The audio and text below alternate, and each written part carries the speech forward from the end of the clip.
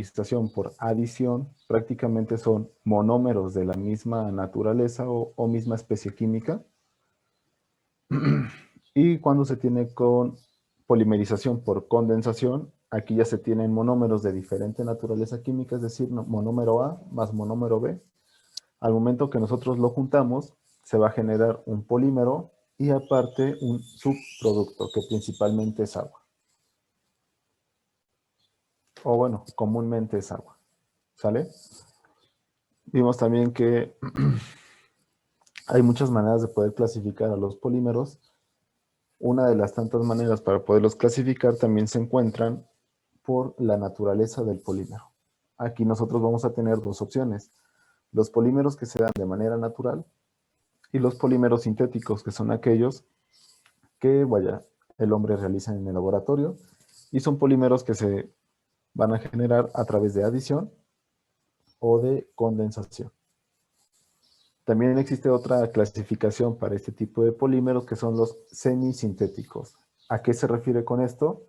Pues bueno, simplemente se va a agarrar un polímero de origen natural y se le va a hacer una modificación en laboratorio, digamos, para mejorarlo, y de esta manera cae en el rubro de polímeros semisintéticos, ya que realmente agarramos un polímero de origen natural y simplemente lo vamos a modificar para mejorar alguna de sus propiedades. Dentro de los polímeros de adición, que vaya más importantes son los que se encuentran en la industria y todo eso y que se utilizan muchos hoy en día, los más relevantes son el polietileno, el polipropileno y el poliestireno. Y bueno, todos estos que tenemos aquí, el PVC, el PAN, el PMMA, todos estos polímeros se obtienen a través de la polimerización por adición. Y sobre todo este último, el PMMA, es un polímero de interés biológico. ¿Por qué? Pues porque prácticamente su estructura permite muchísimo el anclaje de células y posteriormente ayuda a la regeneración de tejido, principalmente el tejido de piel. ¿Sale? Los otros también se pueden utilizar como tal en algunas prótesis, pero vaya, tienen un efecto más de soporte, más estructural que realmente un efecto terapéutico. Ahora pasamos con los polímeros que se obtienen a través de la condensación. Aquí también estos son los polímeros que, vaya, son como de los más utilizados, más comunes en la industria y en la vida diaria, que está el poliéster, las poliamidas y los policarbonatos. Al igual que el PET, bueno, prácticamente toda la industria de refresco y agua embotellada, pues utiliza PET, el poliuretano y también las resinas de fenolformaldehídos. Estas últimas, las resinas, se utilizan mucho para recubrimiento. ¿Sale?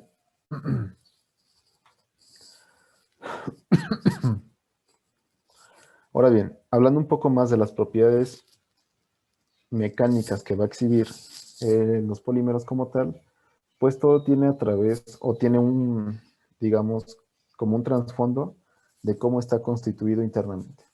¿Sale? ¿Por qué? Recordemos que prácticamente los polímeros son muchas hebras enredadas en sí mismas. Pues bien, esas interacciones que van a tener las hebras que están enredadas en sí mismas se van a llamar interacciones o fuerzas intermoleculares, que es lo que permite que estos polímeros o estos hilos, pues vaya, nos cuesta un poco de trabajo tratar de desenredarlos, ¿sale?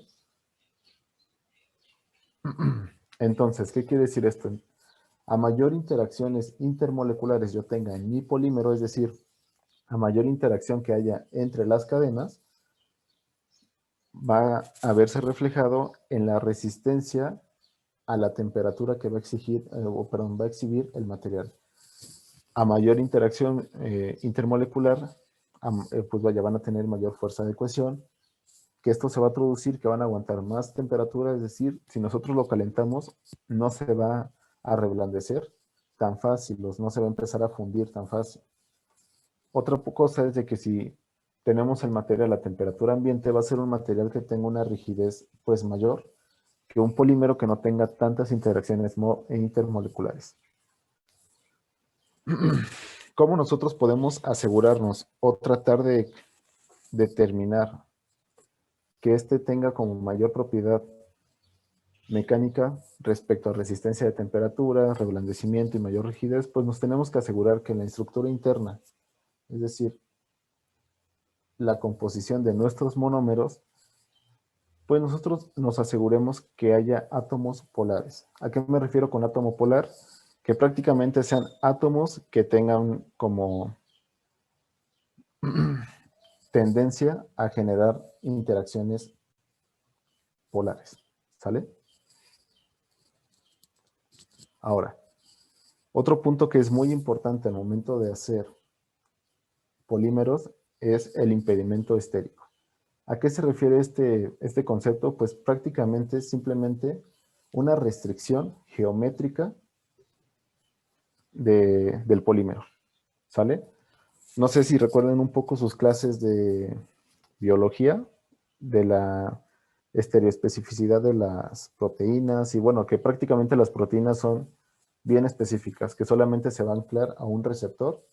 Si no es la misma proteína con el mismo receptor, estas simplemente nunca se van a activar.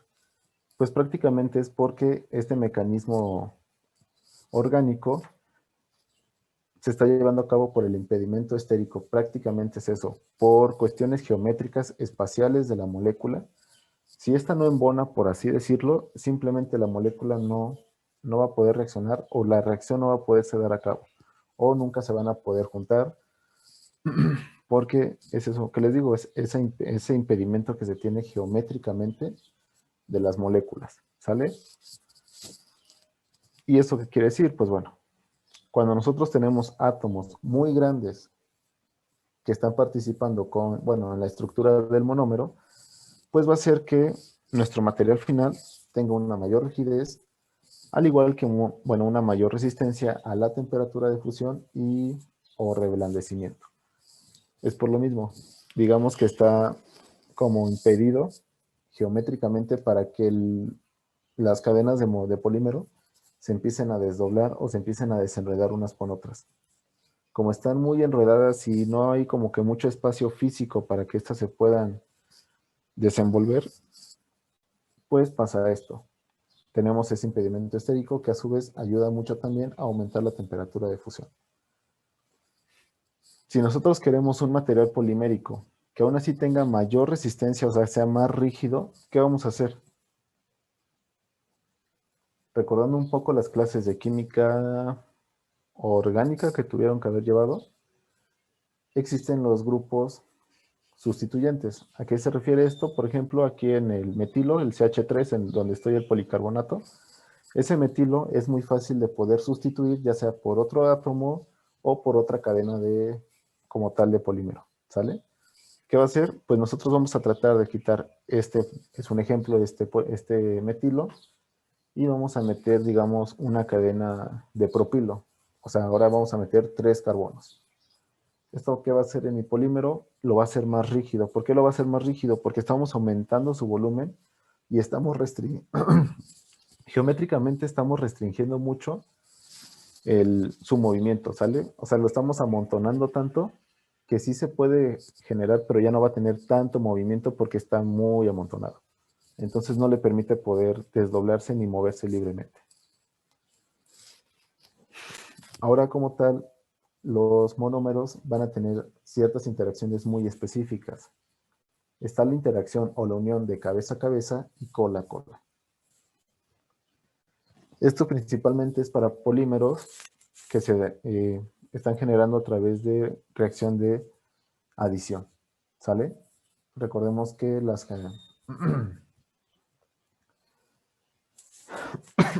en orgánica hay una manera de poderlos como que nombrar por la nomenclatura UPAC, que empiezas de un lado y terminas de otro lado. Pues prácticamente eso es lo que nos va a guiar si va a ser una unión cabeza a cabeza o una unión cola a cola. ¿Sale? Por ejemplo, aquí en el polietilente de teraftalo, nuestra cabeza estaría donde está postrado mi puntero ahorita.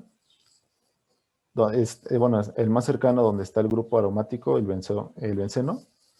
Ahí sería nuestra cabeza, ¿sale? Y nuestra cola, pues ya, sería acá.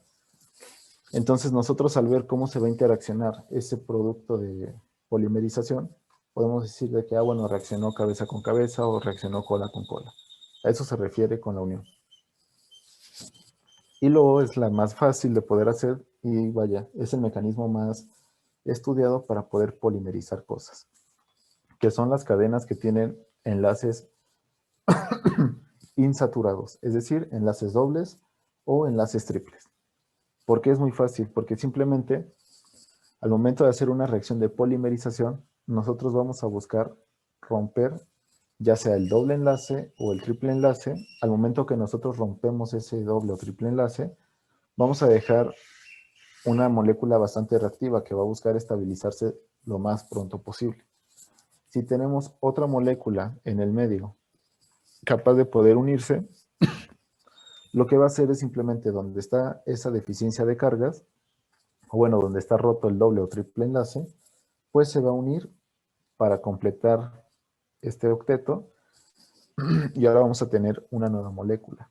Y así es como se va creciendo nuestra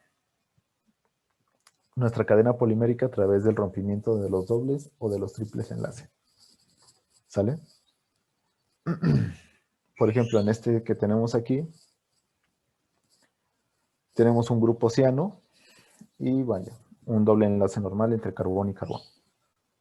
Aquí nos está indicando que en este caso, el monómero es más susceptible a romper el doble enlace, dejando una deficiencia de carga en ese carbón, y al momento de que nosotros empecemos a polimerizar y a polimerizar, nos vamos a encontrar que vamos a unir otra cadena de polímeros para ir creciendo este polímero poco a poco. ¿Y por qué es importante estudiar estas interacciones entre polímero y polímero? Pues prácticamente porque de la manera en la que estos se van a unir es lo que va a determinar y lo que le va a dar la propiedad de estabilidad térmica y de elasticidad a los polímeros.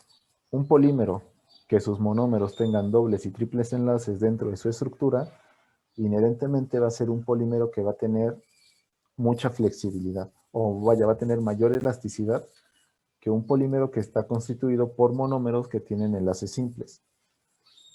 ¿Sale? ¿Y por qué es esto? Pues vaya, recordemos un poco que el doble y el triple enlace simplemente es una representación esquemática para que nosotros como que nos demos una idea que ahí hay mucha interacción de electrones, pero realmente no es un enlace estable, por así decirlo, siempre está resonante. ¿Qué quiere decir que esté resonante? Pues se estira y se contrae, se estira y se contrae para poder aguantar esas interacciones electrostáticas que existen entre los átomos 1 y el átomo 2. Y eso es lo que da pie a esa teoría de enlace del doble y del triple, ¿sale? Entonces, como naturalmente nuestro sistema está oscilando, es decir, los dobles y triples enlaces, permite que la molécula tenga mucha elasticidad. Al momento de juntar muchos monómeros de esta misma naturaleza, pues el polímero resultante va a tener inherentemente mucha elasticidad. ¿Sale?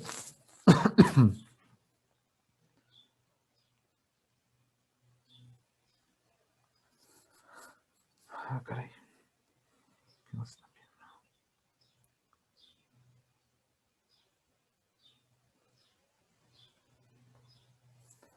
Ahora, vamos a también ver que de acuerdo a cómo se acomodan los monómeros en un polímero, estos también se van a poder clasificar. Cuando tenemos un homopolímero, prácticamente estamos refiriéndonos a un polímero por adición. Recordemos que los polímeros por adición son monómeros de la misma naturaleza. Es decir, vamos a tener una cadena simple y bien ordenada de monómero A n veces. ¿Qué pasa cuando ya vamos a la polimerización por condensación, donde utilizamos monómero A más monómero B? Pues vamos a tener ahora sí una combinación de cómo estos monómeros se van a poder situar en el espacio y pues obviamente, dependiendo cómo se acomoden estos monómeros, el polímero resultante pues va a tener diferentes propiedades. ¿Sale? Vamos a estudiar del caso B hasta el caso E. En el caso B vamos a tener un copolímero alternante. Es decir, vamos a tener A más B, A más B, A más B, y esto se va a repetir n veces. Si nosotros bueno, podemos tener un polímero con esta configuración, va a ser un polímero bastante estable, con unas propiedades mecánicas, digamos, sobresalientes sobre los polímeros. Va a aguantar mucha temperatura, va a tener una flexibilidad adecuada y sobre todo también va a tener una rigidez también en proporción a su composición. O sea, va a ser un material muy fácil para poder moldearse, ¿sale? También nosotros vamos a tener el copolímero en bloque. ¿A qué se refiere esto? Pues vamos a tener, digamos que pedazos de polímero A y también vamos a tener fragmentos de polímero B, pero digamos que es una cadena bastante grande y de repente estos se van a empezar a unir, como lo vemos en el caso C. Aquí nuestro producto final resultante, lo que nosotros podemos como que realmente medir, va a ser que es un material bastante rígido, con poca flexibilidad. Sí la va a tener, pero no va a ser tanta. Y también va a ser, pues digamos, resistente a la temperatura. ¿Sale? Y eso es porque estamos agarrando bloques de monómeros. Esta distribución por bloque es lo que hace que no se pueda distribuir tan bien, digamos, que el calor, y por eso le cueste un poquito más de trabajo como fundirse. ¿Sale? Porque supongamos que aquí este se empieza a fundir a los 80 grados, pero este se empieza a fundir a los 50. Entonces, al momento de ponerle la temperatura, pues primero se va a empezar a fundir esto, pero el lado negro es lo que va a aguantar más, entonces el polímero va a ser un poco más rígido y todo eso. Y por último tenemos los polímeros de más baja calidad, que son los polímeros, o vaya, los copolímeros aleatorios. Como su nombre lo sugiere, no hay ningún orden. Podemos tener segmentos de A más B, A más B, A más B, y posteriormente un bloque de solamente puro A, luego otra vez A más B, luego un bloque de puro B. O sea, es una distribución bastante aleatoria.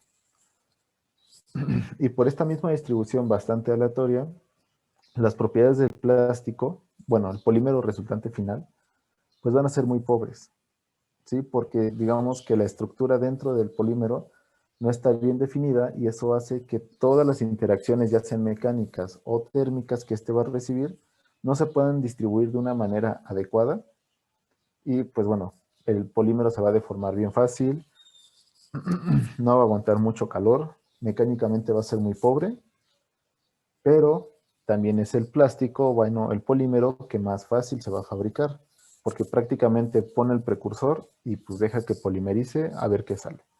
¿Sale? El polímero más caro de poder nosotros tener es el copolímero alternante, porque tienes que tener cierto cuidado al momento de llevar a cabo la reacción para que estos se vayan acomodando A más B, A más B, A más B.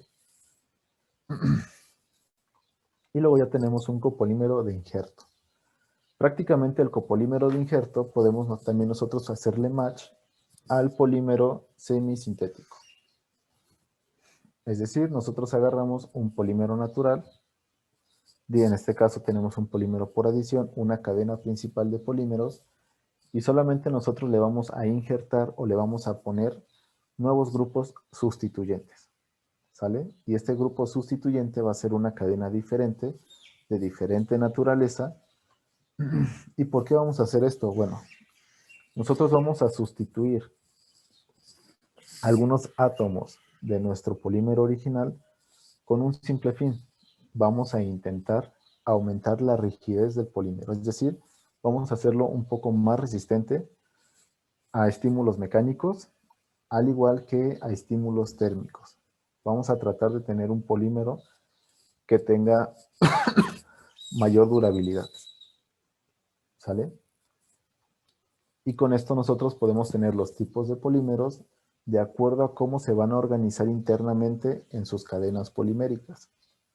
Y si estos se van a componer de un copolímero A más un copolímero B.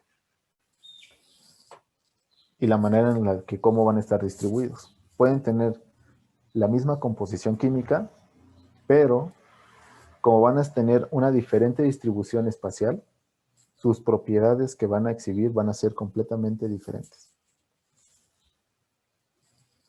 ¿Sale? Y luego, ahora sí vamos a ver un poquito sobre cómo vamos a poder clasificar los polímeros. Vamos a poder tener un polímero lineal.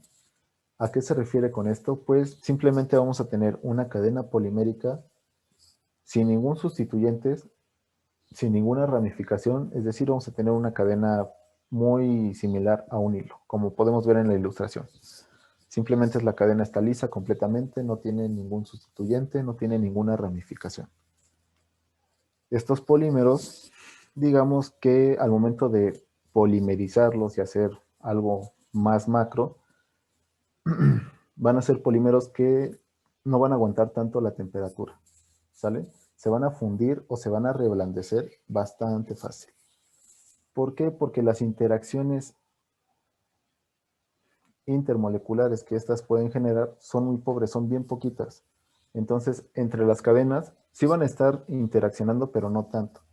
Al momento que tú le pongas ya sea un esfuerzo mecánico o simplemente temperatura, pues estas interacciones se van a romper y en consecuencia nuestro polímero va a empezar a fluir. Luego, para ya tener polímeros que resistan un poco más la temperatura, pues necesitamos polímeros con ramificaciones. ¿Qué son las ramificaciones?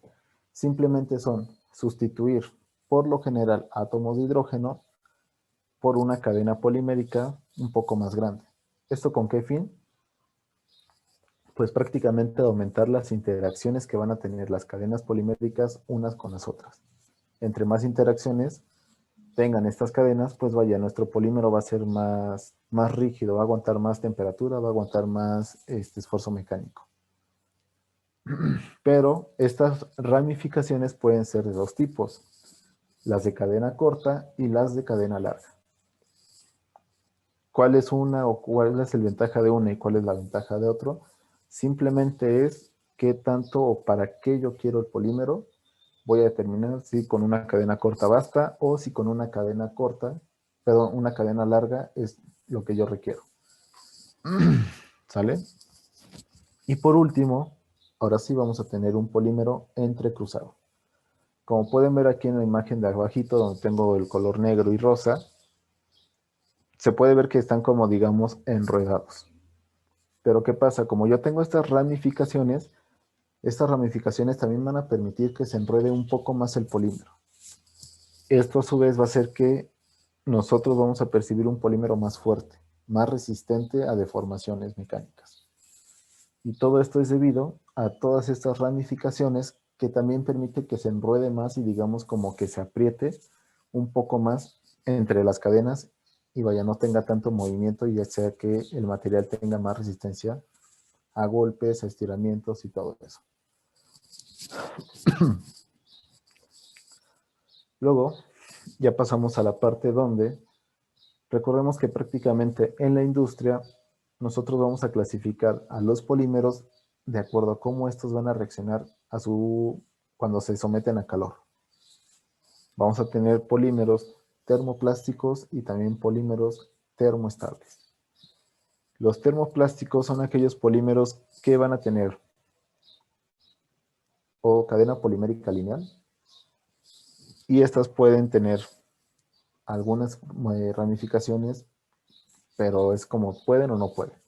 Y las ramificaciones que estas van a tener van a ser de cadena corta, ¿sale? ¿Esto qué va a derivar en el material? Pues bueno, un material termoplástico es aquel plástico o bueno, polímero que va a tener la facultad de que nosotros podemos fundirlo para volverlo a moldear, ¿sale? Vamos, obviamente, este va a aguantar cierta cantidad de ciclos de fundición y posteriormente pues ya se tiene que desechar. Otro punto de estos polímeros, de los termoplásticos, es que tienen una alta solubilidad. Si tú lo metes a un ambiente ácido o un ambiente básico, estos plásticos se van a disolver muy fácil en estas disoluciones. Y otro punto muy importante, que son polímeros reciclables. Son más fáciles de procesar y son más fáciles de reintegrar al ambiente. Por la naturaleza que tienen su composición, que son polímeros lineales y pueden tener o no ramificaciones de cadena corta. Toda esta composición estructural y química que tiene el polímero permite que puedan fundirse, se puedan reciclar y que sean bastante solubles.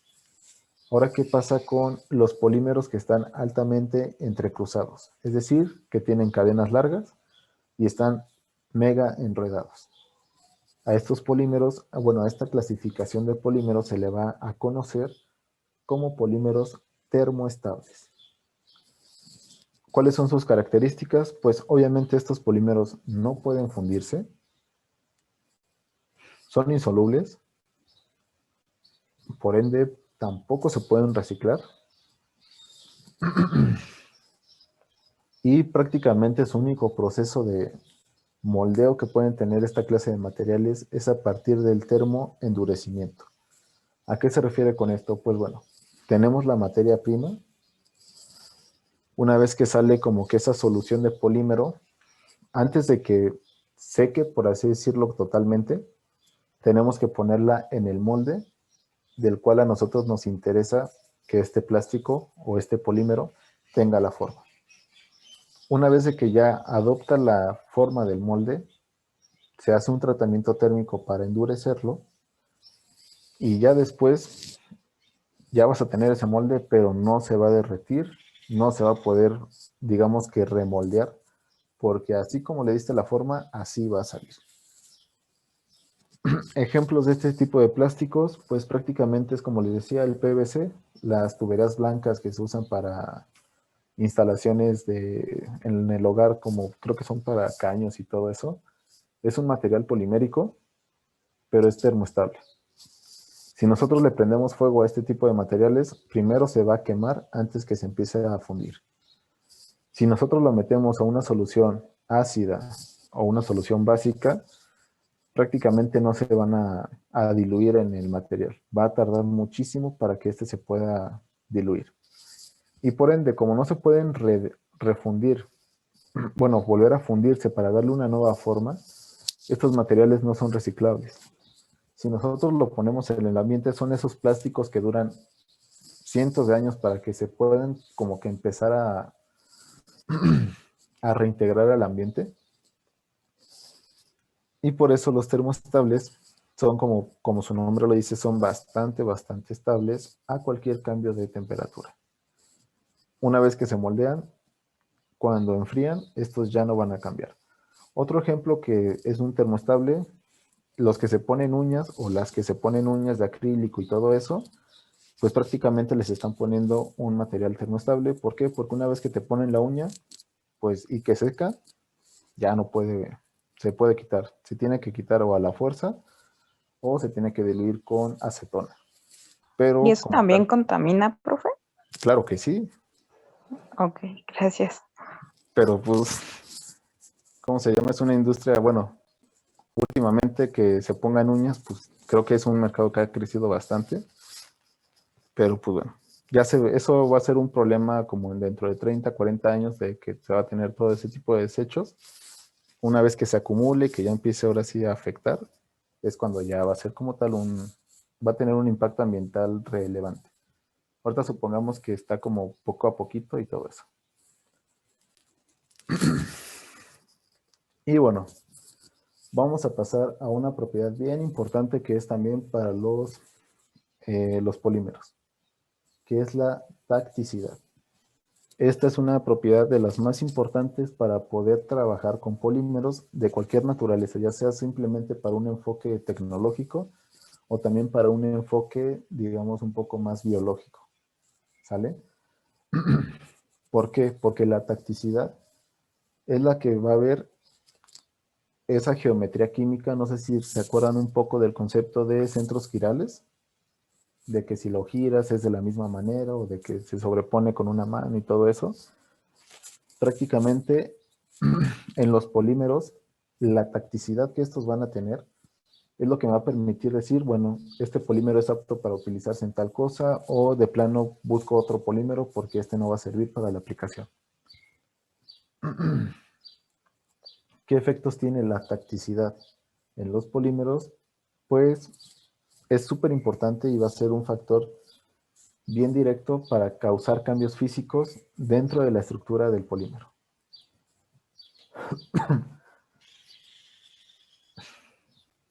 Principalmente va a afectar a la rigidez, la cristalinidad, la flexibilidad